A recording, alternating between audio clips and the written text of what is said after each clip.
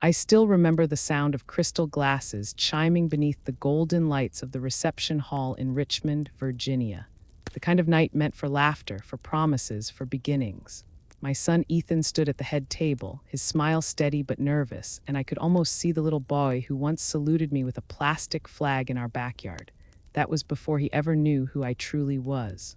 When my father rose from his chair, people thought he would offer the proud words of an old man celebrating his grandson's wedding. At 80, he still moved with the slow precision of someone who had worked with machines all his life, a man whose hands were built for tightening bolts, not holding affection. He tapped his glass with a spoon and the room fell silent. I braced myself without even realizing it, old habits from old wars. He lifted his drink and smiled, his voice echoing through the microphone. Here's to my grandson Ethan, and to his mother, my daughter Grace, who never quite learned how to follow orders even when she wore the uniform. A few guests chuckled, polite and uneasy. Someone cleared their throat. Another reached for their napkin like it might shield them from the awkward air. I smiled too, the kind of practiced smile soldiers use when they are standing in formation under fire. My father had no idea what kind of silence he had just stepped into. No one did, not even my son, who lowered his gaze as if the floor could hide the sting in his chest.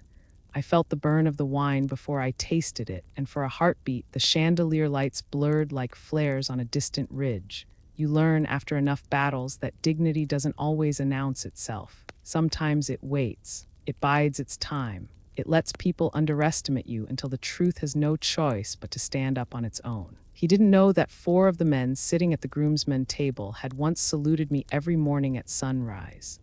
He didn't know that the same hands now holding champagne glasses had once pulled each other out of a burning Humvee in the mountains of Afghanistan.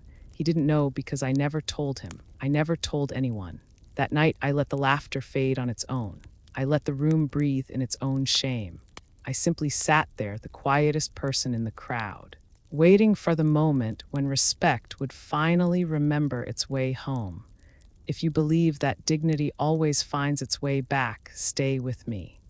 Like this video, subscribe to Military Revenge and listen closely. Some wars are fought with bullets, others with words, but the hardest ones are fought in silence. People think wars end when the guns go quiet. They don't. They echo. They echo in the spaces between breakfast dishes, in the way you double-check the lock even when you live in a safe neighborhood, in the way a mother's heart can still brace for an explosion years after she's come home. For me, the war never really ended. It just changed uniforms. Back in 2006, the mountains of Afghanistan felt like another planet. I was 33. A logistics officer who had learned that keeping soldiers alive wasn't only about ammunition. It was about fuel lines, food routes, spare parts, and faith. You keep things moving, you keep them breathing. That was my job. People called me Colonel Callahan, but to most of the men I worked with, I was simply ma'am, or on the rough days, the ghost in uniform. I showed up when the lights flickered, fixed what needed fixing, and disappeared again. I wore that nickname like armor. I remember one night when the desert air felt thick enough to drink. Our convoy was ambushed on a supply road outside Ghazni. The blast took out the first truck, fire rising into the sky like a second sun. I crawled through dust and shrapnel to reach the back where one of my soldiers, a kid from Kansas, was pinned. His name was Avery Brooks. He kept saying he was fine, though his leg was twisted the wrong way. I told him to shut up and keep breathing. When you've seen enough blood, you stop reacting. You move like a machine because hesitation kills. We got 5 people out that night. One didn't make it, Sergeant Hale. He was 27 and had a daughter he'd never seen. Afterward, they said I saved lives. All I could think about was the one letter that didn't get to go home. Years later, his sister mailed me a copy of a letter he'd written but never sent. It said, "Colonel Callahan doesn't talk much, but she makes us believe we can make it home." I keep that letter folded inside my Bible, not because I'm religious, but because some words feel too sacred for daylight. They remind me who I was when courage still smelled like diesel and gunpowder. When I came back to Virginia, the air felt too soft. People complained about traffic, about coffee being cold, about cell service in parking garages. I smiled, nodded, and learned to keep my stories short. You learn that civilians don't really want the truth. They want headlines they can digest. They say thank you for your service and move on, so I moved on too. I opened a small training camp near Fredericksburg for community youth, teaching first aid, leadership, and basic outdoor survival. They called it Camp Valor, nothing fancy, just a patch of land and a group of kids who needed something steady to hold on to. That camp saved me more than I saved them. My father hated it. He thought I was wasting time and said I should find a steady office job. When I first told him I had enlisted, he laughed like it was a bad joke. He said, "No man wants a soldier for a wife, Grace." I told him I wasn't looking for a husband. He didn't talk to me for 3 months. We never fought loud. We fought with silence, the kind that eats at you over time. Maybe that's why I married a man who loved quiet too. Ethan's father was a school teacher, gentle in every way my father wasn't. He died when Ethan was 9, and after that, I stopped expecting anyone else to understand me. Raising Ethan alone was harder than any deployment. Kids want to know everything, but I gave him half-truths wrapped in bedtime stories. I told him I worked in logistics overseas. I didn't mention the blood, the sand, or the nights I spent counting how many bullets we had left. I wanted him to believe the world was kind, at least until it proved otherwise. Maybe that was naive. But every mother who's seen war just wants her child to grow up without hearing the word incoming. Even so, the Army followed me home. It always does. My gait, the way I fold laundry with hospital corners, the way I scan every room before sitting down, it's all muscle memory now.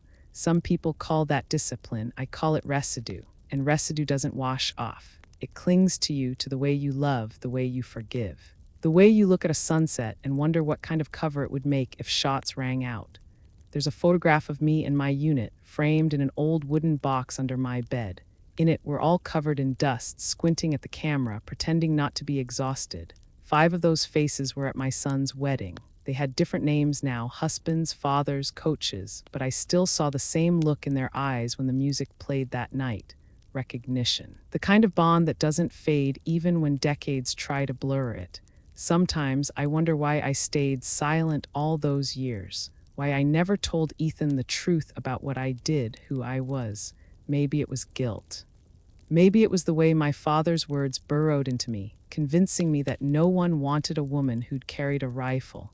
Or maybe it was love, twisted and fragile, trying to protect my boy from a story that might make him pity me instead of respect me. I never wanted pity. Pity is soft and war is anything but. Once, at Camp Valor, a girl named Dana asked me what courage felt like. I told her it feels like getting up the morning after everything inside you wants to stay down. She didn't understand then. She just nodded and went back to stacking supplies, but I could see it in her eyes, a spark that said she would someday. As years passed, I watched Ethan grow into a man who carried kindness like a weapon. He never raised his voice, never fought back even when people were cruel. Sometimes I worried that I'd raised him too gently. Then I realized gentleness is its own kind of bravery. It's harder than war to keep your heart open after it's been wounded. There's one night I can't forget. It was the anniversary of Hale's death. I sat alone on the porch, the folded flag on my lap, and I heard my father's voice in my head, sharp as ever. He said I should have stayed home, should have been a mother, not a soldier. I whispered back, "You can't be one without the other." The wind carried it away. But I like to think Hale heard it too. Life became a rhythm of remembering and forgetting. The Army sent medals, commendations, letters signed by generals I never met. I kept them in a shoebox. What I kept on display were Ethan's drawings, stick figures with 2 big smiles, because that's what mattered, the living, not the ghosts. When people ask what the hardest part of service was, I tell them it's not the fear, it's the return. Coming home and realizing you've become fluent in a language no one speaks anymore. You learn to translate yourself into small talk, into PTA meetings and grocery aisles. You nod, you smile, and you become the ghost in uniform again, unseen but still standing guard. That's the thing about silence. It keeps you safe until it doesn't. It builds a wall so high that even the people you love can't climb it. I didn't notice that wall growing until the day Ethan announced his engagement. He looked so proud, so certain. His fiancée was everything I hoped he'd find, grounded, kind, with a laugh that could cut through any darkness. Watching them together felt like seeing sunlight after years underground. I wanted to be present, really present, but part of me was still on that road outside Ghazni, listening for the next explosion. When my father called to say he'd come to the wedding, I froze. We hadn't spoken more than a few minutes at a time in years. He said, "It's my grandson's big day, Grace. Don't make this awkward." I told him I wouldn't, but something inside me already knew it would be the day he arrived. Carrying that same hard smell of engine oil and old tobacco, I could see the years hadn't softened him. They just carved his edges sharper. He hugged Ethan first, barely looked at me, then said, "You've aged well, must be all that discipline." I laughed politely. The old reflex. People say forgiveness is freedom. I say it's maintenance. You have to keep choosing it every day or bitterness starts rusting your bones. So I kept choosing it. Until that night in the banquet hall when his words turned the air cold again. Sometimes I replay it all, the convoy, the rescue, the laughter, the silence, and I see how every moment leads to the next like tracks in desert sand. Maybe none of us ever really leave our battlefields. Maybe we just learn to walk softer over them. There's more to tell, of course. The letter, the medals, the day a student at Camp Valor asked me if heroes ever get tired. I told her yes. They do, but tired heroes keep going anyway. And maybe that's the truth I'd been hiding all along. Before we go on, take a breath with me. Because what comes next is the reason I sat quiet for years, the reason I smiled through every uncomfortable joke, the reason a single salute can still break a lifetime of silence. Keep listening. When Ethan was little, he used to crawl into my bed on stormy nights, clutching his stuffed bear like it was a security clearance. Thunder scared him. It didn't scare me, but it brought back sounds I could never explain. I'd lie there, counting the seconds between lightning and thunder, pretending it was just weather and not artillery echoing through my memory. Once he asked why I always kept a flashlight under the pillow. I told him it was for emergencies. The truth was, darkness still made me flinch. He grew up faster than I was ready for. By 10, he was already taller than most kids in his class, quiet but sharp. He'd ask about the photos tucked behind my books, me in fatigues, a flag behind me, a medal pinned on my chest. I always gave the same answer: logistics, paperwork, nothing exciting. The lie felt harmless then. I thought I was protecting him from images that belonged to another world. But silence, I've learned, isn't protection, it's a distance wearing a polite smile. On his 12th birthday, he asked if I'd ever been scared while serving. I was washing dishes, the window open, rain tapping the sill. I said everyone gets scared sometimes, even soldiers. He looked at me like I'd said something impossible. To him, I was unshakable. The mother who never cried at funerals, who fixed everything from leaky faucets to broken hearts with the same calm face. Maybe that's why I never showed him the parts that hurt. Heroes don't bleed where their children can see. After I left the army, I thought life would slow down, that the quiet would heal me. It didn't. The quiet just gave the ghosts more room to speak. There were days I'd find myself at Camp Valor shouting orders to kids half my size, voice sharp like it used to be on the radio net. Then I'd see their eyes widen and soften my tone, remind myself these weren't soldiers. They were children who came to learn courage, not fear it. Once a boy named Lewis fainted during drills. I knelt beside him, checked his pulse, and heard my own voice say, "You're fine, soldier, you'll make it." The word soldier slipped out before I could stop it. Later that night, I sat alone in my office, staring at the flag on the wall, and realized I was still living between two lives that didn't know how to speak to each other. Ethan used to visit the camp after school, carrying his homework and that teenage indifference that hides affection.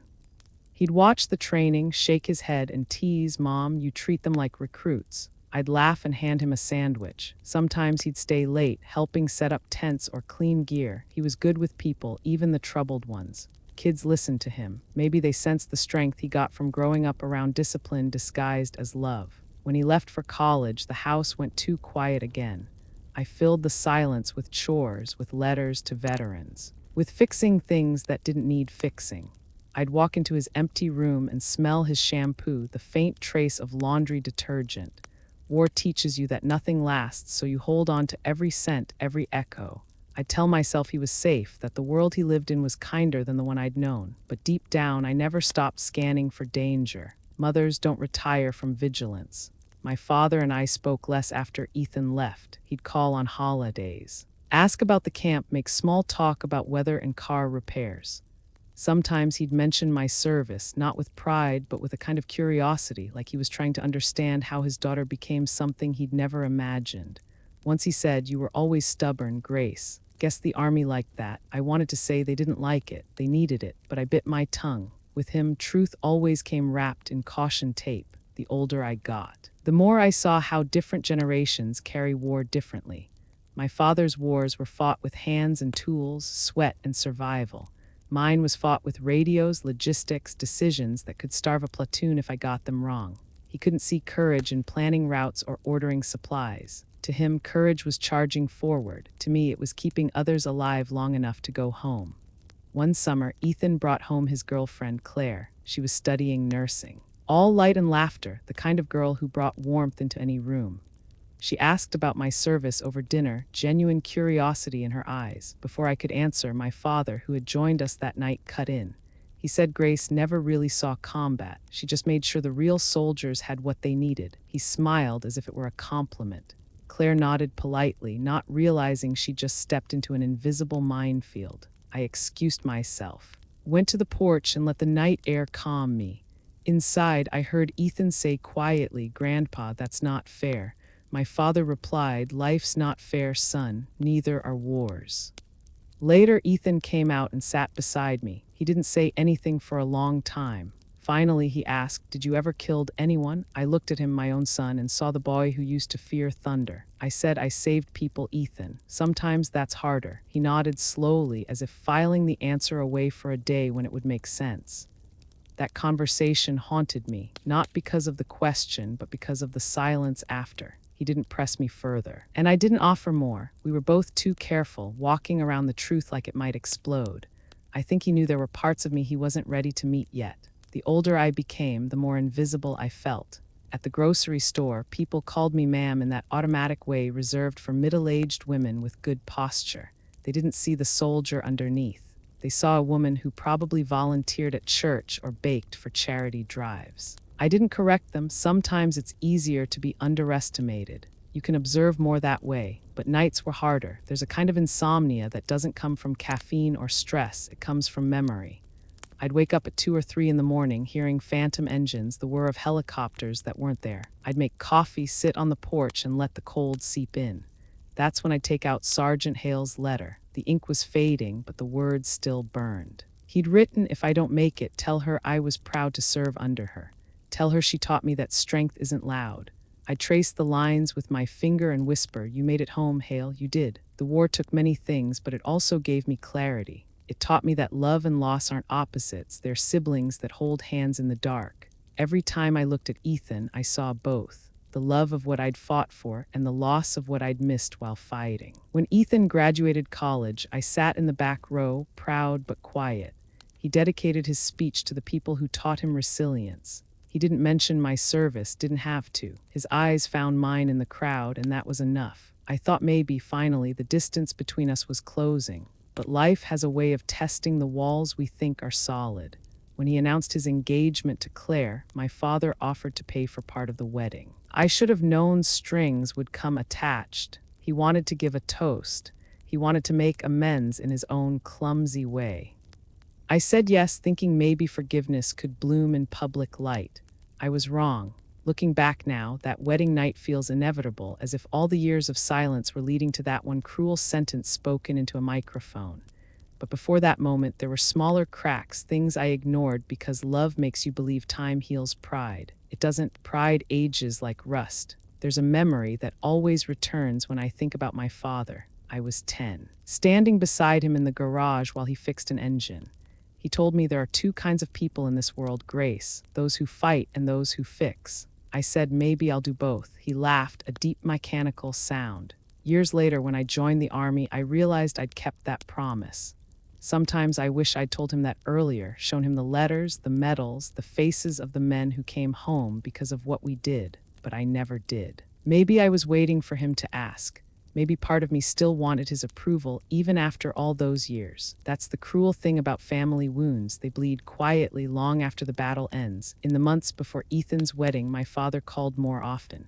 He'd ask about Claire, about the guest list, about the menu, never about me. Once he said, "I hope you wear something nice. Don't show up in those army boots." I laughed it off. Said I'd try heels for once. He didn't hear the ache behind the joke. You can't explain to someone that your feet still remember combat terrain. I bought a simple navy blue dress. Funny how life repeats its own symbols. The same color I wore when I left for my first deployment. the same color of the flag folded under my bed. When I looked at myself in the mirror that morning, I saw a woman split between pride and peace. I pinned a small brooch near my collarbone, nothing flashy, just a quiet reminder of who I'd been. That night, as I stood in that banquet hall, the air thick with perfume and laughter, I felt the years collapse into a single heartbeat. My father's voice carried across the room, sharp and familiar. The words still sting, but what came after healed something I didn't know was still broken. What people saw that night was a woman being mocked. What they didn't see was the lifetime behind her stillness. The years of holding ground when no one else could, the quiet strength it takes to not retaliate. I didn't need to defend myself. The truth had already chosen its moment. And when those men stood to salute me, when Ethan's voice cracked with pride as he said, "That's my mother," I felt every ghost I'd ever carried finally stand at ease. It wasn't revenge, it was recognition. If you've ever lived your life in someone else's shadow, you'll understand this part of the story best. Recognition is not the same as forgiveness, but it's the first step toward it. That night changed everything, not just how others saw me, but how I saw myself. The ghost finally stepped into the light, and in that light, I saw the next battle waiting. Not in deserts or bunkers, but at home, in the fragile truce between a daughter, a father, and a son. Before I tell you how that truce almost shattered, remember this: peace is never free. It asks you to choose again and again between pride and love. And that choice, more than any battlefield, is where wars are truly won or lost. The days before the wedding felt strangely still, like the air right before a storm. There was laughter, errands, music drifting from the living room, but beneath it all was something heavy, unspoken.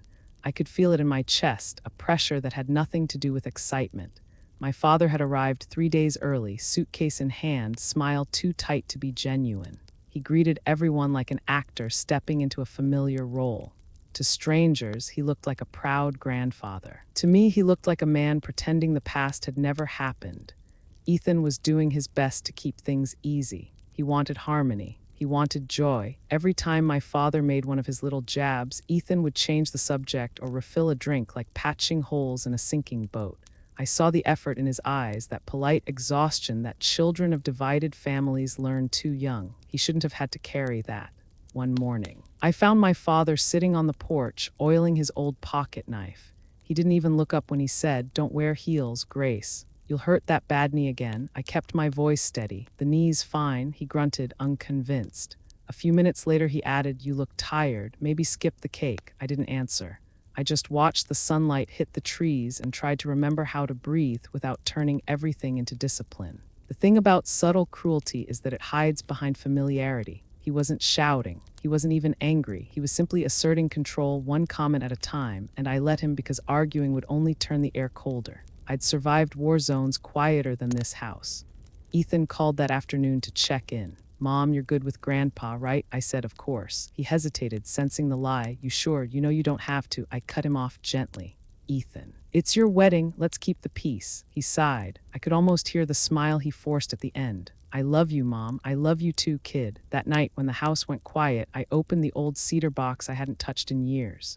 Inside were fragments of a life I used to lead. My nameplate, a faded photograph, and a single silver badge still gleaming under a thin layer of dust. I lifted it carefully, tracing the edge with my thumb. The metal felt cold, alive. Every line carried a story. Every scratch remembered a day I'd rather forget.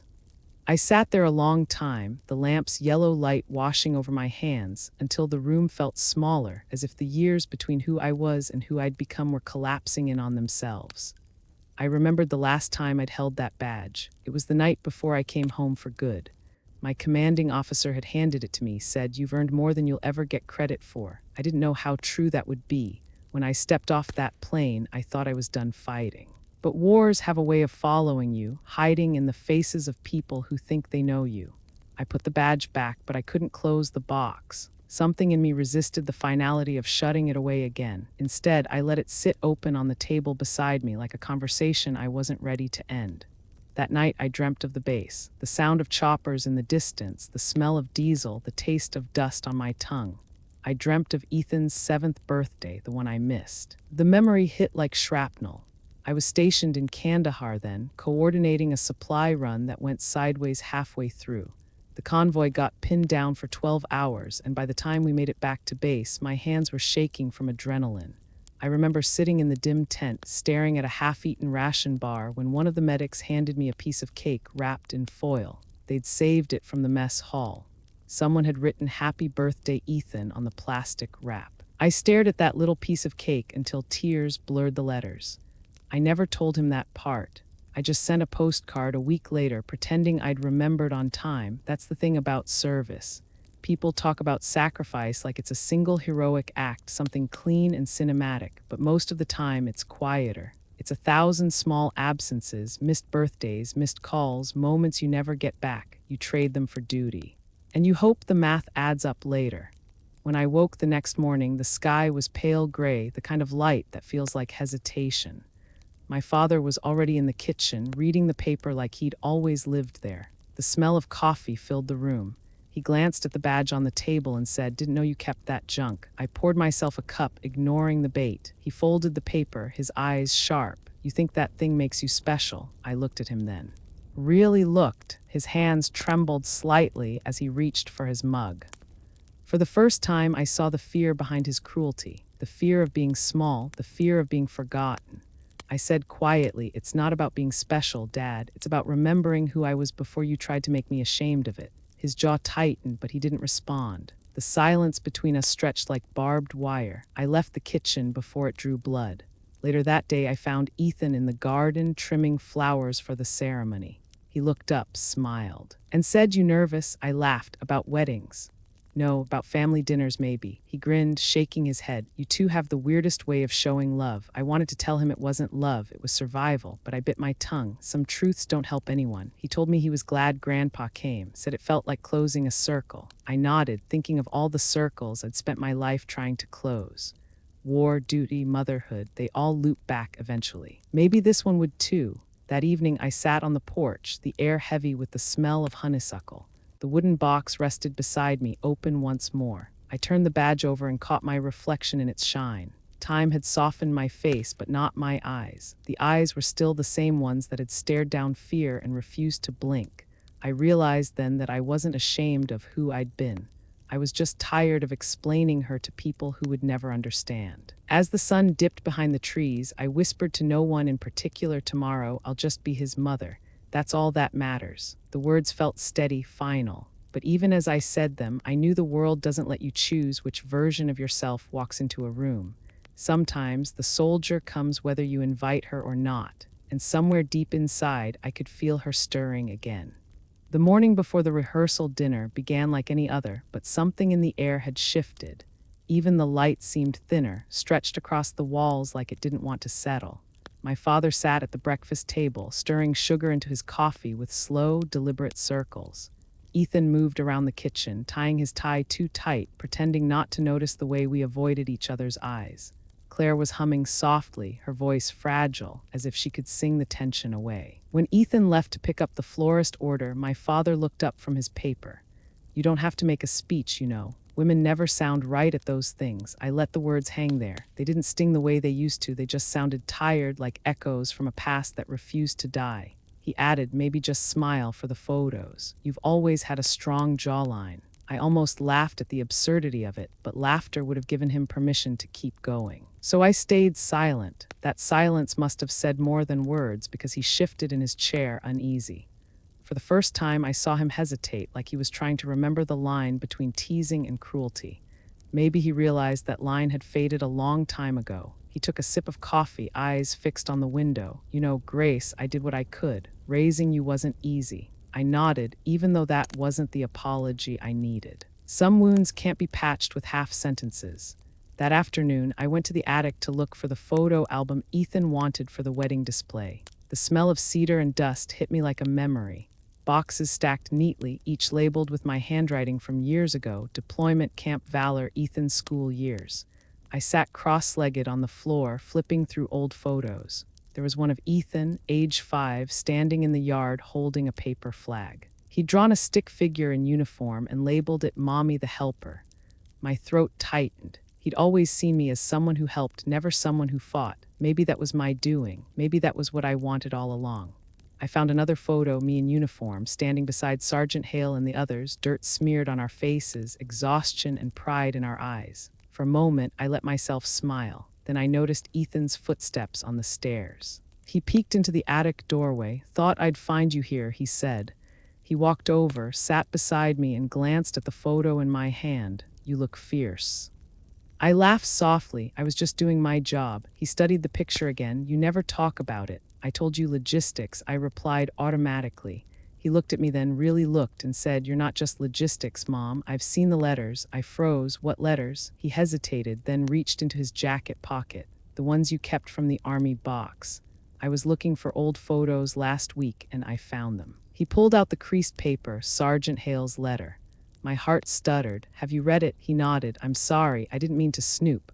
I wanted to know who you were before I was born." The room felt smaller. I tried to breathe, but emotion pressed against my ribs like armor that didn't fit anymore. Ethan looked at me with that same steady compassion that once belonged to his father. "Mom, why did you hide it? People should know what you did." I shook my head. "No, Ethan, they don't need to." He frowned. "Grandpa was wrong to talk to you that way. He doesn't understand." I stopped him gently. "It's not about understanding. Some people need their world to be simple. Heroes and villains, right and wrong. They can't handle the in-between." He leaned back, studying me. "You really think you have to disappear for people to love you?" The question sliced clean through the walls I'd built. I didn't answer. He waited a long time, then whispered, "I'm proud of you, Mom." The words landed quietly, but they detonated inside me. All the years I'd spent waiting for validation from the wrong person, and here it was, pure, uncalculated, from my son. I reached out, touched his hand. "Thank you, Ethan, that's enough." He smiled, then promised me something. "At the wedding, if Grandpa says something stupid, don't shrink. Please, just be yourself," I promised. Though part of me already knew promises made before battle rarely hold. That night, sleep wouldn't come. I stood in front of the mirror, brushing my hair, watching the reflection of a woman who looked composed but frayed at the edges. The badge lay on the dresser beside my earrings, catching faint moonlight. I thought of every version of myself that had existed, the soldier, the daughter, the mother. They felt like different people who'd shared one name. Maybe that's what identity really is. The sum of every battle you survived, whether anyone noticed or not. Downstairs, I heard my father moving around, his steps uneven. I walked into the living room to find him staring at the framed photo of my old unit that Ethan had placed on the mantel. He didn't hear me come in. He was whispering something, words I couldn't catch. When he finally noticed me, he cleared his throat. "That's your squad?" I nodded. He looked again at the photo, then said quietly, "They look like kids." "They were," I said. His eyes flickered, and for a heartbeat, I saw sorrow there. Then it was gone. "You think any of them still talk to you?" he asked. "Some," I said. "The ones who made it home." He looked down at the badge in my hand. "You keep it close." "I keep what matters," I said. He nodded almost imperceptibly.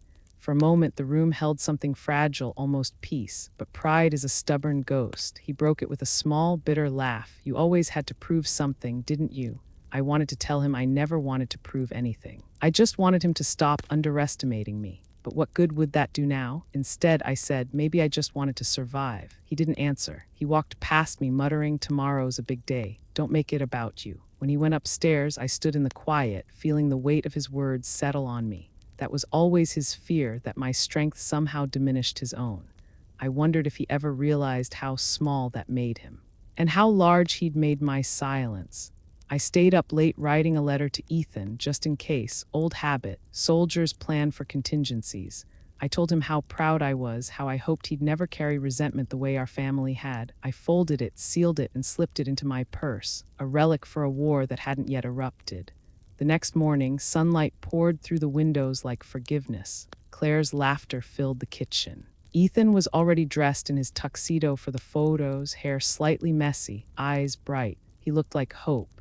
My father came down the stairs, adjusting his tie, pretending everything was fine. For a few fleeting moments, it almost was. As we loaded the car, Ethan looked at me and said, "Ready, Mom?" I nodded, ready, but inside, something whispered otherwise. I could feel the tension in the air, the kind that hums before lightning splits the sky. At the church, people bustled around with flowers and cameras. Music echoed faintly through the hall. My father moved through the crowd like he belonged there, shaking hands, making jokes, playing the part of a proud patriarch. I stood off to the side, watching him. I could already sense the edges of his performance fraying, the impatience building beneath that polished grin.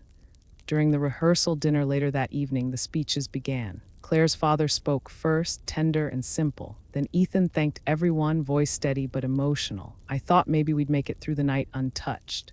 But then my father stood, glass in hand, and the hum of conversation died instantly. He cleared his throat. The microphone caught the rasp in his voice. Everyone expected a toast. What they got instead was the first shot of a different kind of war. He smiled, that familiar half-smile, and said, "Here's to my grandson Ethan," and to his mother, who never learned to take orders even when she wore the uniform. The words landed like gunfire in a quiet field. I didn't flinch, not this time, because somewhere inside me, the soldier who'd been silent for years finally opened her eyes. And though the room didn't yet know it, the real story, the one they'd remember long after the music stopped, was just beginning. Keep listening. What happens next isn't revenge, it's a revelation. The room shimmered with golden light, chandeliers catching reflections off 100 raised glasses. Music floated softly through the air, the kind of timeless melody people choose for new beginnings. The waiters moved gracefully between tables, their white gloves gliding like rehearsed choreography. Everything looked perfect. It sounded perfect. And yet I could feel the tension in my bones before a single word was spoken. Ethan was radiant. His face held that unmistakable mix of joy and exhaustion that only grooms wear. Claire glowed beside him, her smile genuine, unguarded. Watching them together, I felt pride so deep it hurt. I told myself to hold on to that feeling, the purity of this moment, because the night would test it. My father sat a few seats away, posture straight, expression carved into civility. He'd been quiet through dinner, even charming. Complimented the food, laughed at the right moments, made small talk with Claire's parents.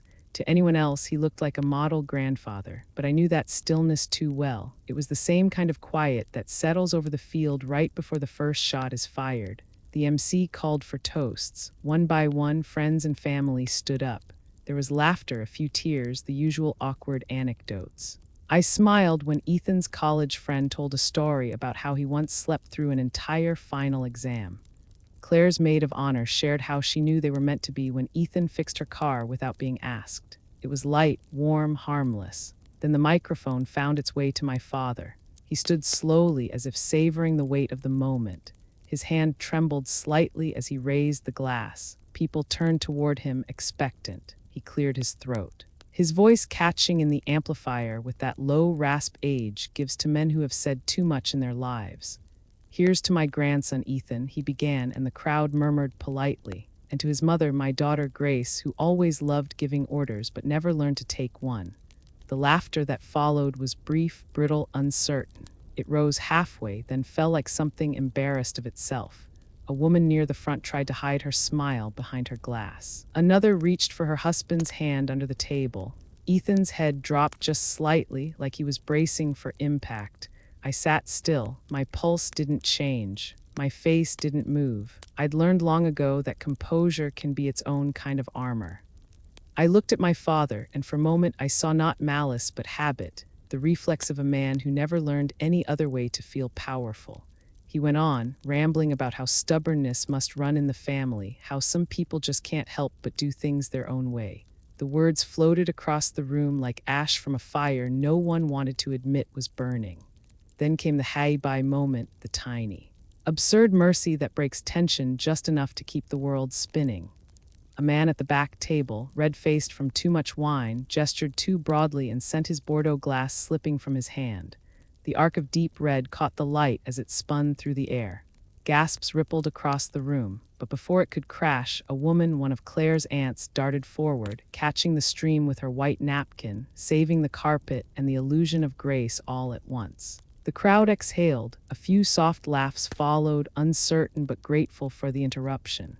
I smiled faintly, not at the joke, but at the timing.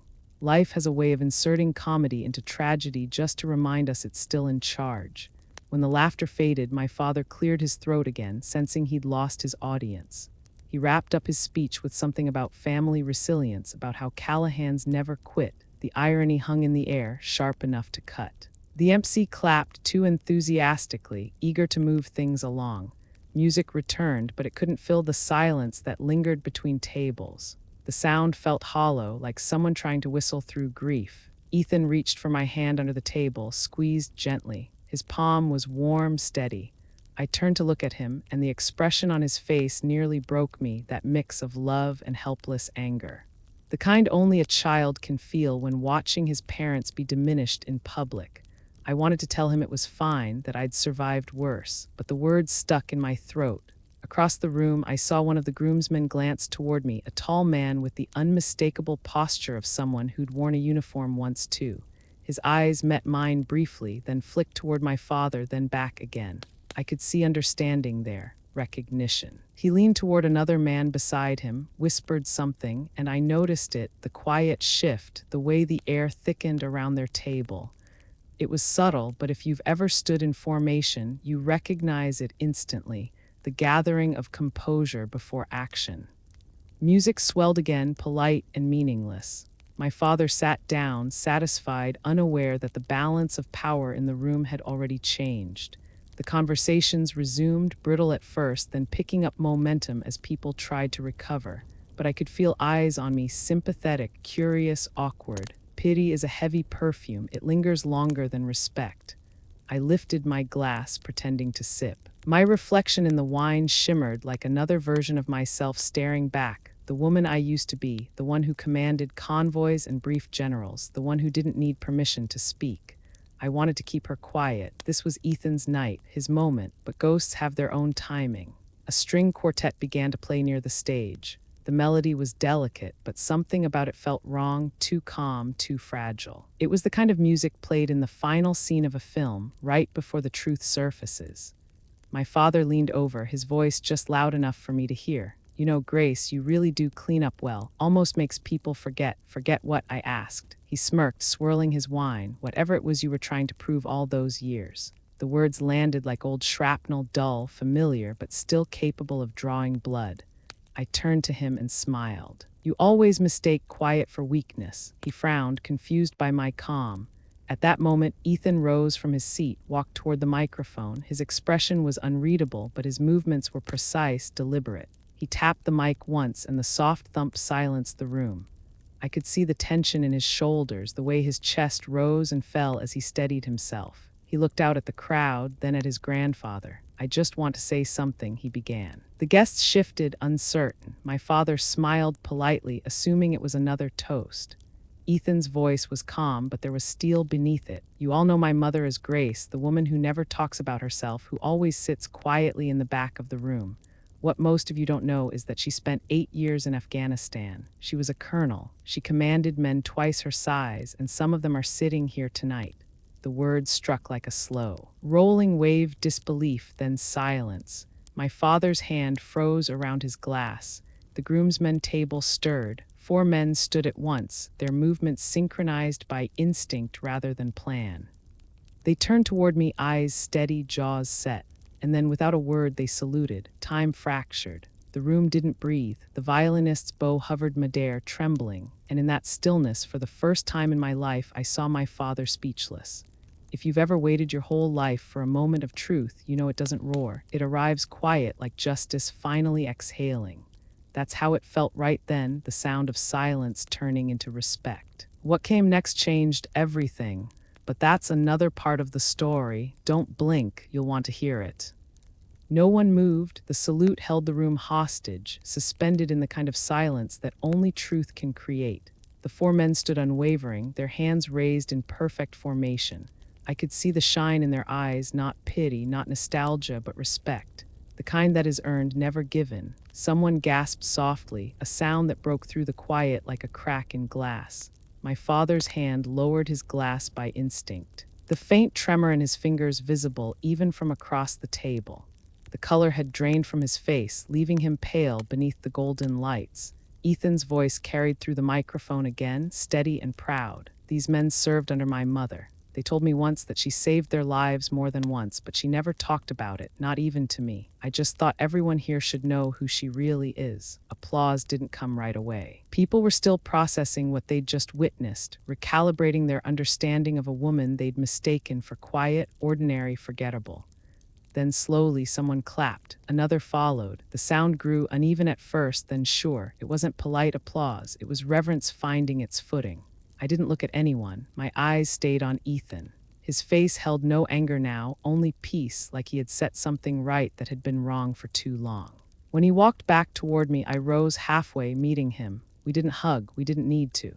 The space between us pulsed with everything words couldn't contain. He leaned close and whispered, "You don't have to hide anymore." Then he went back to Claire, who reached for his hand, eyes shining. My father sat motionless, staring at the table. The music hadn't returned yet, as if even the band was afraid to break the spell.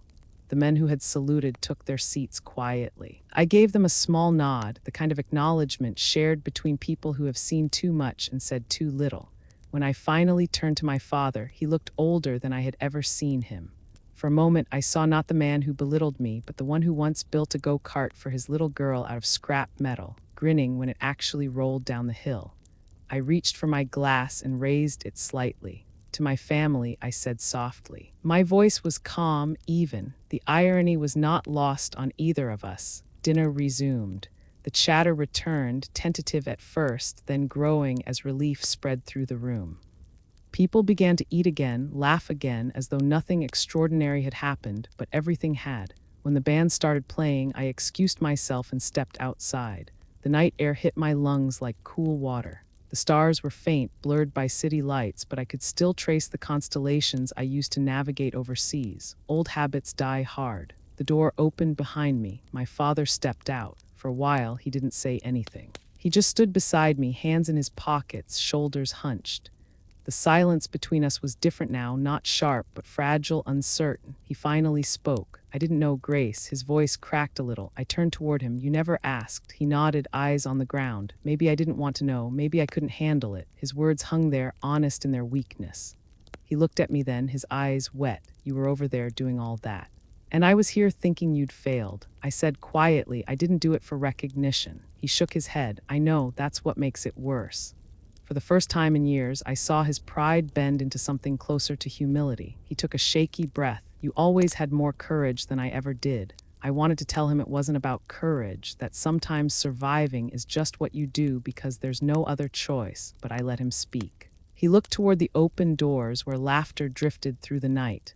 "I guess I thought I was protecting you from disappointment," he said. "Turns out I was the one who disappointed you." "You were just being you," I said, and for a long time that was enough reason for me to keep fighting.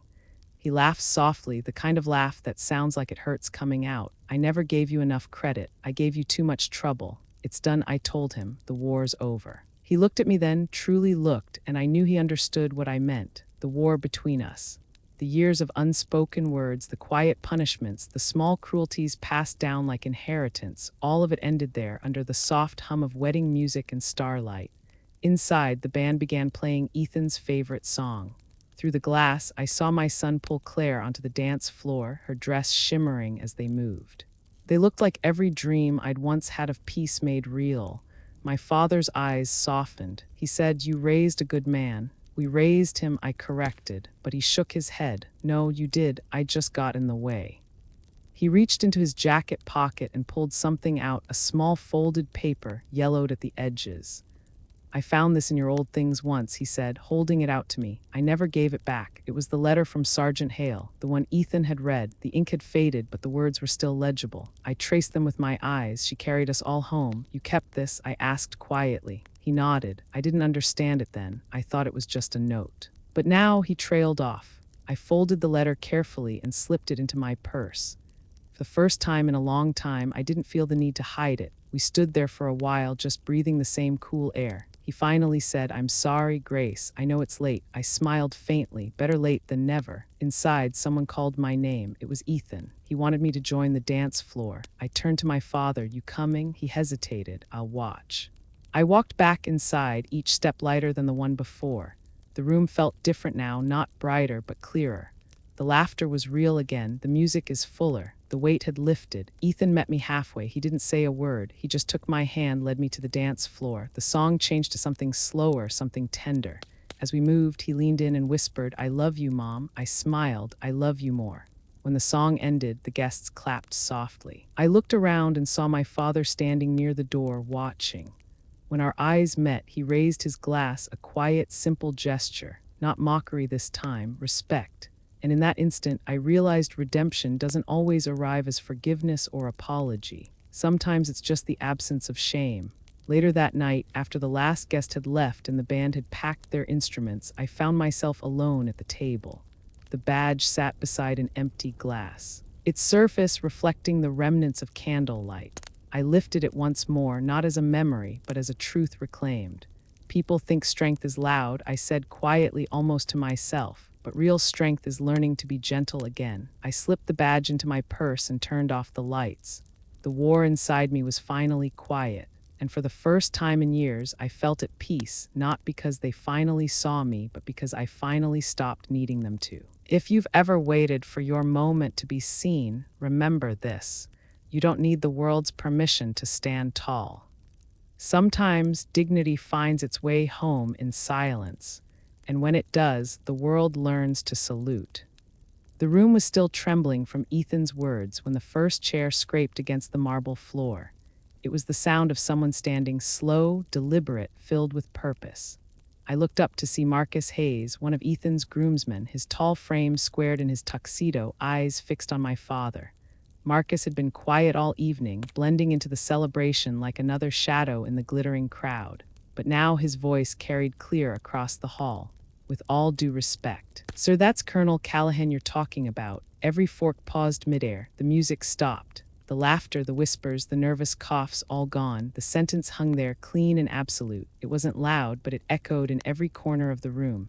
My father blinked, unsure he'd heard correctly. He opened his mouth, then closed it again. His jaw worked, but no sound came. Marcus didn't move. His posture alone said what words could not. Then 3 other men at the groomsmen's table rose beside him. They stood in perfect unison, heels clicking softly against the floor, shoulders squared, chests lifted. Without a word, they raised their right hands to their brows and held the salute. The room frozen. Even the chandeliers seemed to hold their breath. For a moment, all I could hear was the faint hum of the air vents and the soft tremble of glassware from someone's shaking hand. My father's eyes darted from one face to another, trying to make sense of it. One of the guests, an older woman in pearls, clutched her husband's arm. Another guest wiped her eyes without realizing she was crying.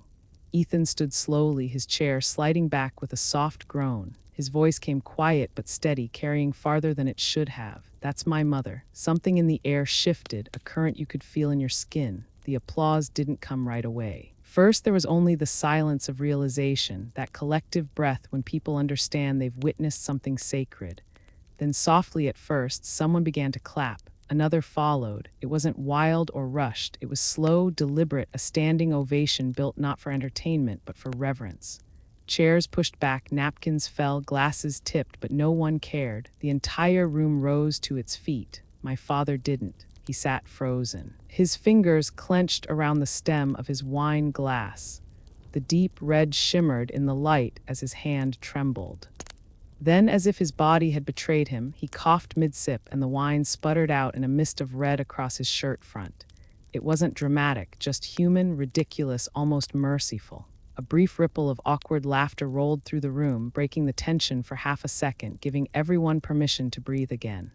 I felt satisfied at that moment, vindication, but what I felt instead was an ache so deep it was almost peace.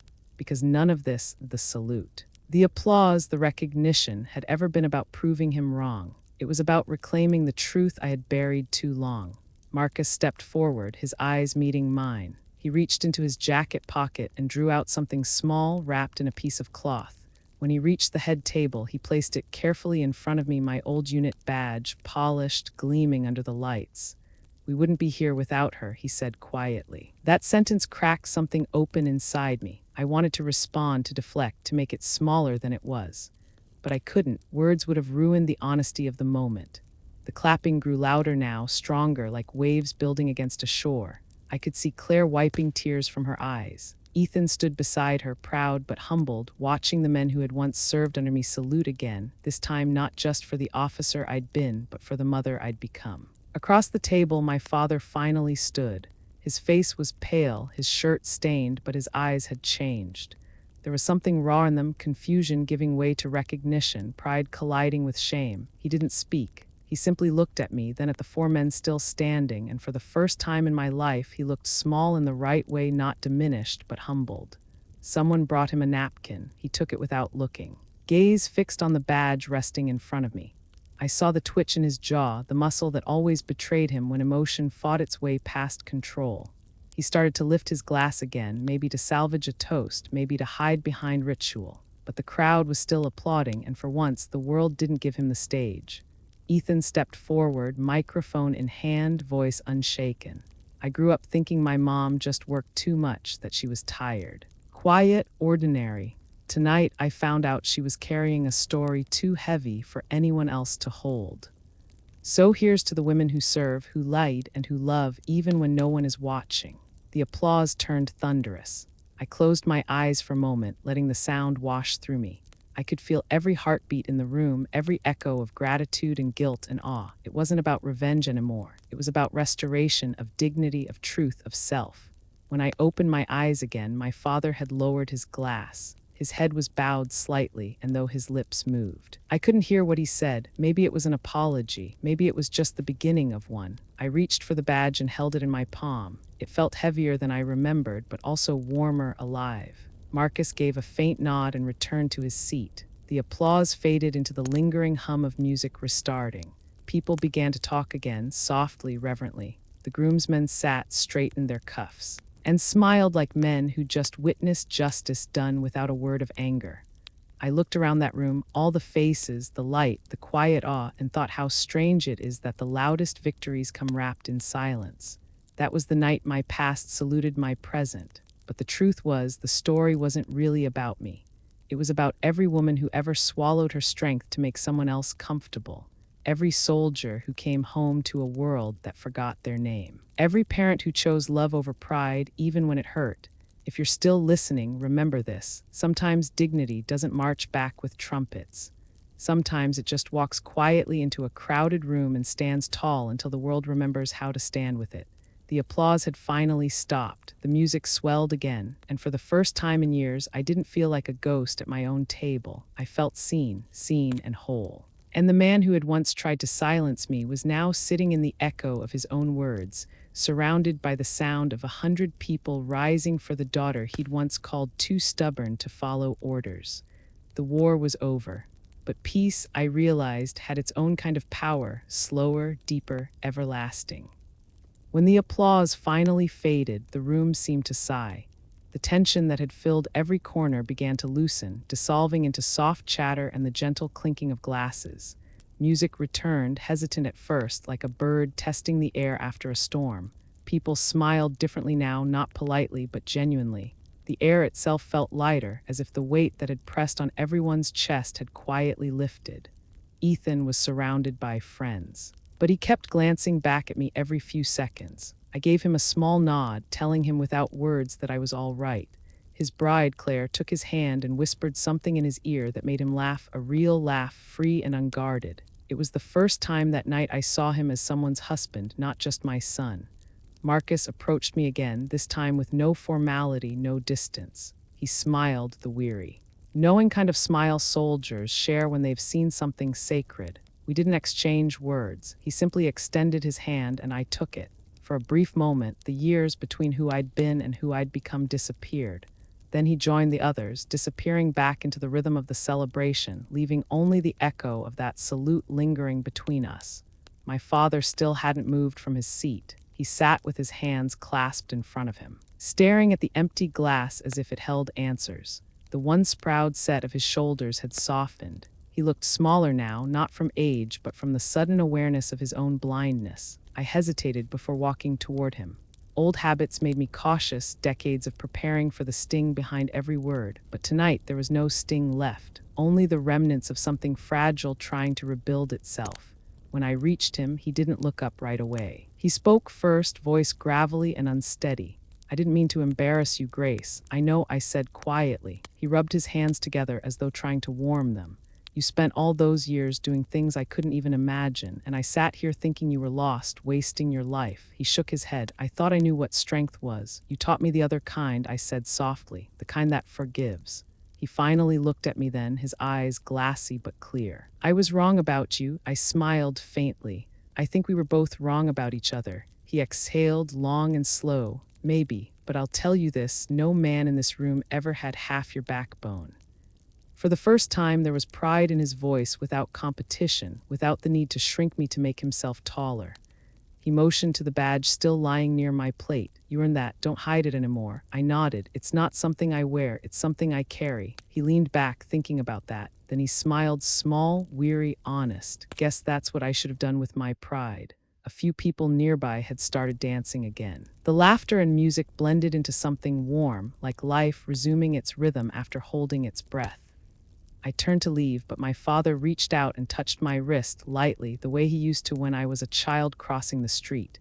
Grace, he said, voice trembling, you made me proud tonight. I didn't respond right away. Some things don't need words. I just placed my hand over his and gave a small squeeze. That was enough. Outside the ballroom. The night air was cool, brushing against my face like forgiveness itself. I could still hear the muffled laughter from inside, the faint strains of the band playing something slow and nostalgic. I walked toward the edge of the terrace. The city below glowed in amber light. I stood there, the badge in my palm, feeling the rough edges against my skin. For years, I'd kept it hidden like a secret I wasn't allowed to be proud of. Now, it felt different, not a symbol of the past, but proof of survival. The door creaked behind me. It was Ethan. He slipped his arm around my shoulders, quiet, steady, like he'd done when he was a little boy afraid of thunder. You okay, Mom? I smiled. I'm better than okay. He looked out over the city with me. You know, I used to wonder why you never told me about any of it. I didn't want the war to raise you, I said. He nodded. But it did, just not in the way you think. It taught me to recognize strength when I see it. He turned to face me fully, eyes bright in the glow of the terrace lights. You've been my hero my whole life. I just didn't know why. I laughed softly. Don't put me on a pedestal, Ethan. It's cold up there. He grinned. Then I'll just walk beside you instead. We stood there for a long time, mother and son, two lives finally aligned. Behind us, the music drifted, laughter floated. And the world kept spinning, but for that small moment, time felt still. My father appeared at the door once more, leaning on the frame. His eyes met mine, and he gave a slow nod. It wasn't a salute, but it didn't need to be. It was his way of saying he saw me now. Later that night, after everyone had gone home, I helped the staff gather the leftover flowers. I don't know why I did it, maybe to keep my hands busy, maybe to make the ending gentler. As I folded the napkins and wiped down the table where the badge had rested, I realized something simple. I no longer needed to prove anything. I'd spent a lifetime building walls made of silence, thinking they protected me. Tonight, I learned that strength isn't in hiding. It's standing still while the truth speaks for you. I carried the last bouquet outside and placed it in the backseat of my car. The scent of lilies and roses filled the air, sweet, alive, unapologetic. I looked back at the ballroom one last time. Inside, the lights dimmed, but the echoes remained. That salute, four men standing at attention in the middle of a wedding hall, would fade from memory for most of them. But not for me. For me, it was the soundless bridge between two worlds that had always existed inside me, the soldier and the mother, finally standing side by side. As I drove home, the road stretched ahead like a calm horizon. The stars were faint but steady. I thought about my father, sitting somewhere in the quiet, wrestling with his own ghosts. Maybe tomorrow he'll call, maybe he wouldn't, but it no longer mattered. Some reconciliations don't need continuation, only acknowledgement. When I reached my driveway, I sat in the car for a while, watching the porch light flicker. I pressed the badge to my chest and closed my eyes. The metal was cool, grounding. For the first time in years, I whispered aloud, thank you, not to anyone in particular. Maybe to the ones who never made it home. Maybe to the part of me that finally had. You can spend your whole life waiting for the world to give you permission to stand tall. Or you can realize one quiet night that the permission was yours all along. That night, I went inside and hung the badge on the small nail beside Ethan's childhood photo, the one where he's holding a paper flag, smiling too wide for the camera. The two pieces of my life, finally side by side. If you've ever fought a battle no one saw. If you've ever waited for dignity to find you again, remember this. It will. It may come slowly, it may arrive in silence, but it never forgets the way home. And when it does, the world will rise, one person, one heart, one salute at a time. Morning came soft and golden. the kind of light that forgives. The storm of last night's emotions had passed, leaving behind a stillness that felt almost holy. I woke before the sun, the house hushed except for the creak of old floorboards and the steady hum of the refrigerator. For years, mornings like this meant order: make the bed, fold the uniform, lace the boots, march forward. But this morning there was no formation to follow, no orders to take or give. Just the quiet hum of a new kind of peace. Outside, the backyard glistened with dew. The oak tree still stood where Ethan used to hang his toy parachutes. The air smelled faintly of coffee and grass and something familiar: home. I found my father sitting at the picnic table, the morning paper folded neatly beside a half-empty cup of coffee. He was peeling an apple, the knife trembling slightly in his hand. The slices fell into a small bowl, uneven but careful. For a long moment, I just watched him. It was the first time I'd seen him without the armor of judgment. He didn't look up right away. His voice came out low, fragile. "You made me proud yesterday. I just didn't know how to say it." I took the seat across from him, the wood cool under my hands. "You didn't need to say it, Dad. You just needed to stop forgetting who I am." He nodded slowly, the knife pausing mid-slice. "I guess I did forget. Maybe because I didn't understand who you'd become." I smiled faintly. "I didn't change that much. I just stopped needing your permission to be myself." He chuckled, quiet and self-aware. "You always did have that streak in you. Your mother used to say you came out fighting. She wasn't wrong." He finished peeling the apple, then pushed the bowl toward me. The gesture was simple, but something in it felt like an offering not of food, but of peace. I took a slice and bit into it. Sweet, tart, real. For a while we sat in silence, the kind that used to be heavy but now felt like rest. The sun climbed higher, washing the grass in gold. Somewhere down the road, a dog barked. The world was moving on, but neither of us was in a hurry. Ethan came out a few minutes later, barefoot, hair still messy from sleep. He had that look, the one between boy and man, carrying both strength and tenderness. "Morning," he said softly. He looked between us, sensing the quiet shift in the air. Then, without asking, he placed a hand on my father's shoulder. The old man didn't flinch this time. He looked up at Ethan and smiled, a real, unguarded smile that reached his eyes. 3 generations, sitting under one sky, breathing the same morning air. No speeches, no toasts, no medals, just being. I remember thinking that maybe this was what victory looked like. Not applause, not revenge, just the quiet alignment of hearts after too many years out of sync. My father reached into the paper beside him, pulling out something folded. He opened it slowly, smoothing the creases with his thumb. It was a photo, one I hadn't seen in years, me in uniform, taken in Kabul right before a convoy run. The desert light behind me was harsh, my expression serious, younger, unbroken. He turned it around and studied it for a long while. "I used to keep this in a drawer," he said. "I didn't hang it up because I didn't understand what it meant. I thought it was just another picture." He stood up, walked back inside the house. And I followed. The morning light followed us through the hallway, past the old clock, the family portraits, the years. In the living room above the mantel, there was an empty space where a frame had hung once and fallen. He reached into the drawer, found a small nail, and without ceremony hung the photo. It fit perfectly in the space. "There, that looks right," he said. For a second, I couldn't breathe. It wasn't the photo that mattered. It was what it meant: acknowledgement. The quiet rewriting of history inside a home that had once forgotten who lived in it. Ethan stood behind us, his voice soft. "I didn't know that picture existed. It's part of the story," I told him, when I didn't know how to tell. My father rested his hand on the mantel, his eyes fixed on the photo. "Maybe it's time we all start telling the truth." I nodded. The truth isn't always loud. Sometimes it just stands there quietly, waiting for someone to notice. He turned toward me, eyes bright. "I was wrong to make you feel small, Grace. I thought protecting you meant limiting you, but I see now you never needed protection. You just needed a place to come home to. You gave me that," I said, "even when it was hard." He smiled, his voice barely a whisper. "You're the best thing I ever built, kiddo." That one broke me. All the years of silence, of pride, of absence dissolved in that single sentence. I reached out and took his hand. His skin was thin, warm, trembling, but alive. The clock ticked on the wall, slow and steady, marking the ordinary passage of an extraordinary morning. Ethan moved closer, resting one hand on my shoulder and the other on my father's. For a moment, we just stood there, 3 lifetimes connected by the invisible thread of forgiveness. Outside, the wind stirred the trees, carrying the scent of apples and cutting grass through the window. No music, no words, just the sound of the world moving forward softly. If you've ever carried the weight of someone's misunderstanding, remember this. Sometimes redemption doesn't arrive as fireworks. It comes quietly in sunlight and apples, in the tremor of an old man's hands as he finally makes peace with himself.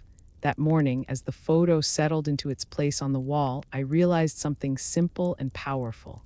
Silence, once my shield, had become my bridge, and through it we found our way back to one another. That afternoon, the house felt different. The same walls, the same furniture, but everything seemed lighter, as if someone had quietly opened a window to let the past breathe. I spent most of the day moving through small, ordinary motions, folding napkins left from the wedding, refilling the coffee pot, picking up a stray boutonniere Ethan had forgotten, the kind of things mothers do when they're not ready to sit still. The photo above the mantel caught the sunlight every few minutes, and every time it did, I looked up. The light hit the frame just right, soft, forgiving, warm. My uniform, the sand behind me, the small crease near my temple, all frozen in time, but no longer untouchable. For years, I'd lived between two versions of myself. The soldier who could command a convoy under fire, and the mother who learned how to bake a pie because Ethan once said he liked the smell.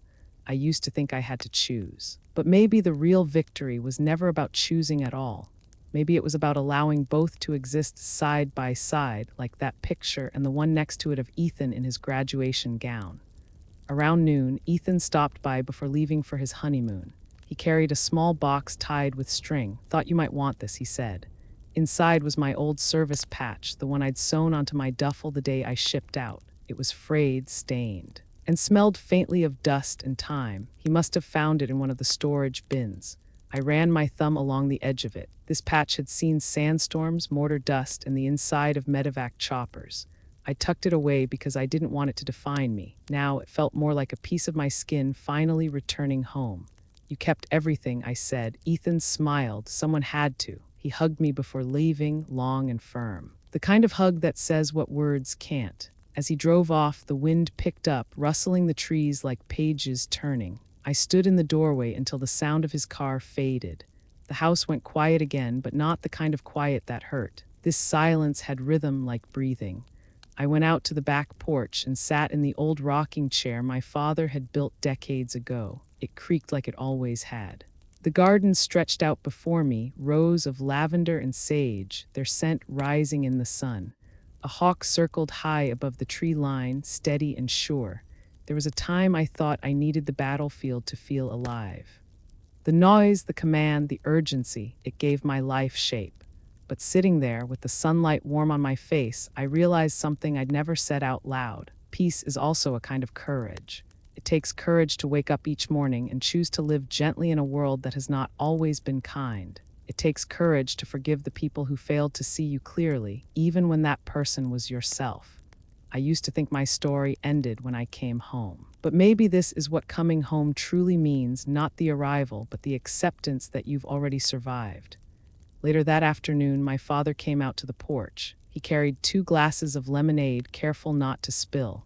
He sat down beside me, his movements slower now but steady. "Have you ever missed it?" he asked after a while. "The army, sometimes, but not the noise. I miss the purpose." He nodded thoughtfully. "You still got that. It just looks different now." I smiled. "Yeah, maybe it does." We watched the clouds drift across the sky. The world was changing colors again, that in-between hour when everything looked softer, almost forgiving. My father set his glass down and looked at me. "I used to think peace was the same as surrender. I see now it's the opposite." That stayed with me because he was right. Peace isn't the absence of battle. It's the decision to stop fighting yourself. As evening fell, the wind cooled. My father went inside to watch the news, but I stayed. The porch lights flickered on, one by one, as if marking the end of a long chapter. I pulled a small notebook from my pocket, the same one I used to carry in the field. Its pages were worn, smudged, but still intact. I opened to a blank page and wrote a single line. "Dignity doesn't shout. It stands quietly until someone remembers how to listen." I closed the notebook, feeling the weight of that truth settle somewhere deep. Sometimes I think about the men I served with, Marcus, the others who saluted me that night. I wonder where they are now. Maybe at their own tables, maybe holding their kids, maybe sitting in silence like this, trying to make sense of who they became after the noise ended. I hope they found what I did, that redemption isn't about erasing the past. It's about carrying it with grace. When I finally went inside, the house was dim. My father had fallen asleep in his chair, the TV whispering old news he no longer needed. I draped a blanket over his shoulders. His breathing was deep, even peaceful. The photo on the wall caught the last bit of fading light. My younger self stared back, the woman who hadn't yet learned that silence could be its own kind of voice. I whispered a quiet thank you to her, because without her I wouldn't have survived, and without surviving I wouldn't have learned how to live. As I turned off the lights, I thought about all the invisible wars people carry, the battles fought in living rooms and quiet hearts, the medals no one pins, the courage no one names. Those are the stories I want to tell now, not about revenge, not even about redemption, but about the way we rise quietly again and again, because dignity, real dignity, never dies, it just waits. If you're hearing this, maybe you know what that silence feels like. Maybe you've lived through your own unseen war. Hold on to that strength. Let it become your story. Because sometimes the bravest thing you can do isn't to fight louder, it's to live softer. And that's what I'm finally learning to do. The night deepened outside, calm and wide. The porch light glowed steady. The world was at ease. I went to bed with one thought lingering, not about the war, not about the wounds, but about the quiet after. And in that quiet, I finally heard the only thing I'd ever really needed to hear. I was home. They say respect is earned, but I've learned it's not always about earning. Sometimes it's about reminding the world who you already are. For years, I thought silence meant surrender, that if I spoke less, remembered less, felt less, I could move forward. But silence isn't a weakness. It's a kind of strength, the kind that holds its ground until truth has room to breathe. The night of my son's wedding, when those men stood and saluted, I realized something I should have known all along. Dignity doesn't need defending, it just needs to be seen.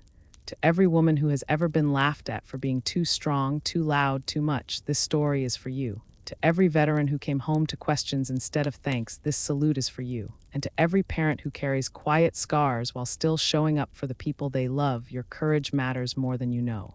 Some wars aren't fought with weapons. They're fought with patience, truth, and grace. They happen in living rooms, in families, in hearts that refuse to harden. If my story proves anything, it's that the smallest acts of respect can rebuild what years of silence have broken. So hold your ground, stand tall, even when no one claps, even when no one salutes. The world will catch up to your strength eventually. And when it does, it won't be because you shouted, it will be because you endured. If this story moved you, hit like and subscribe, because here, on Military Revenge, every quiet victory deserves to be heard.